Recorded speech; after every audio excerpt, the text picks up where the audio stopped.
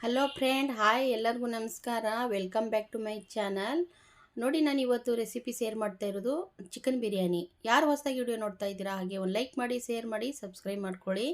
ಬನ್ನಿ, ಚಿಕನ್ ಬಿರಿಯಾನಿಗೆ ಸಾಮಗ್ರಿ ಏನೇನು ತೊಗೊಂಡಿದ್ದೀನಿ ಅಂತ ತೋರಿಸ್ತೀನಿ ಇವಾಗ. ನೋಡಿ, ನಾನಿಲ್ಲಿ ತೊಳೆದ್ಬಿಟ್ಟು ನೀಟಾಗಿ ಅರ್ಧ kg ಚಿಕನ್ನ ತೊಗೊಂಡಿದ್ದೀನಿ ಒಂದು ಪ್ಲೇಟಲ್ಲಿ. ಆಮೇಲೆ ಒಂದು 4-5 ಮೆಣಸಿನ್ಕಾಯಿ ತೊಗೊಂಡಿದ್ದೀನಿ, ಈರುಳ್ಳಿ, ಟೊಮಾಟೊ, ಬೆಳ್ಳುಳ್ಳಿ, ಕಸ್ತೂರಿ ಮೆಂತಿ, ಚಕ್ಕೆ, ಲವಂಗ, ಮರಾಠಿ ಮಗ್ಗು ಮತ್ತು ಪಲಾವ್ ಎಲೆನ ತೊಗೊಂಡಿದ್ದೀನಿ. ಆಮೇಲೆ ಸ್ವಲ್ಪ ಅರಿಶಿನ ಮತ್ತು ಸ್ವಲ್ಪ ಖಾರದ ಪುಡಿನ ಬಳಸ್ತಾ ಇರೋದು. ಸಿಂಪಲಾಗಿ ಚಿಕನ್ ಬಿರಿಯಾನಿ ಈ ಥರ ಮಾಡ್ಕೋಬೋದು. ನೋಡಿ, ಎಣ್ಣೆ ಬಿಸಿಯಾಗಿದೆ. ಎಣ್ಣೆ ಬಿಸಿ ಆದಮೇಲೆ ನಾನು ಬೆಳ್ಳುಳ್ಳಿನ ಹಾಕ್ಕೊತಾ ಇದ್ದೀನಿ. ಬೆಳ್ಳುಳ್ಳಿ ಹಾಕ್ಕೊಂಡಿದ್ದೀನಿ. ನೋಡಿ, ಕಪ್ಪಗಾಗ್ಬಿಟ್ಟೈತೆ ಬೆಳ್ಳುಳ್ಳಿ ಫುಲ್ಲು. ಅಂದರೆ ಎಣ್ಣೆ ತುಂಬ ಬಿಸಿಯಾಗಿತ್ತು, ಅದಕ್ಕೆ ಫುಲ್ಲು ಬೆಳ್ಳುಳ್ಳಿ ಕಪ್ಪಗಾಗಿದೆ.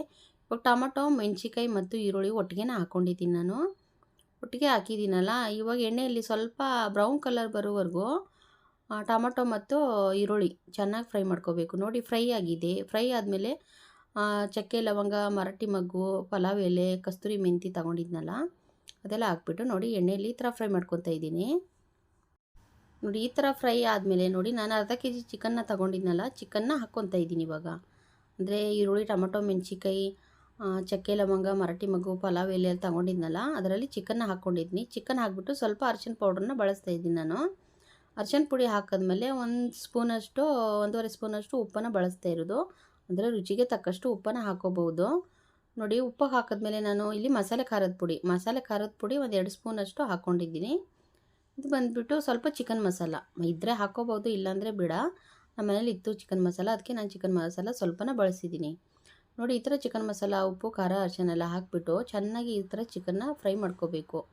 ನೋಡಿ, ಈ ಥರ ಚೆನ್ನಾಗಿ ಫ್ರೈ ಮಾಡಿದ್ರೆ ಎಣ್ಣೆಯಲ್ಲಿ ತುಂಬ ಟೇಸ್ಟ್ ಚೆನ್ನಾಗಿ ಬರುತ್ತೆ, ಅದಕ್ಕೋಸ್ಕರ ಫ್ರೈ ಮಾಡ್ಕೊಳ್ಳೋದು. ಸೂಪರಾಗಿರುತ್ತೆ ಈ ಥರ ಚಿಕನ್ ಬಿರಿಯಾನಿ.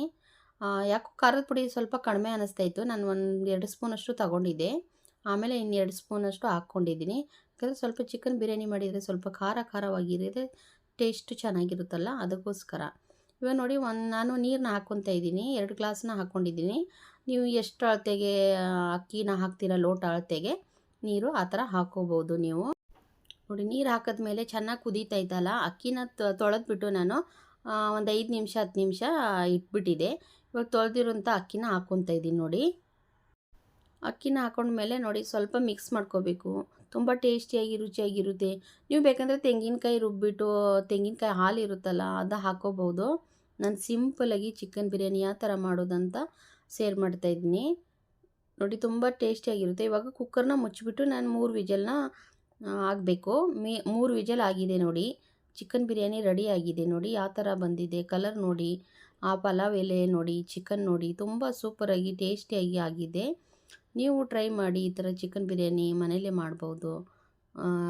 ಕಡಿಮೆ ಸಾಮಗ್ರಿ ಬಳಸಿಬಿಟ್ಟು ಮಾಡ್ತಾಯಿರೋದು ಚಿಕನ್ ಬಿರಿಯಾನಿ.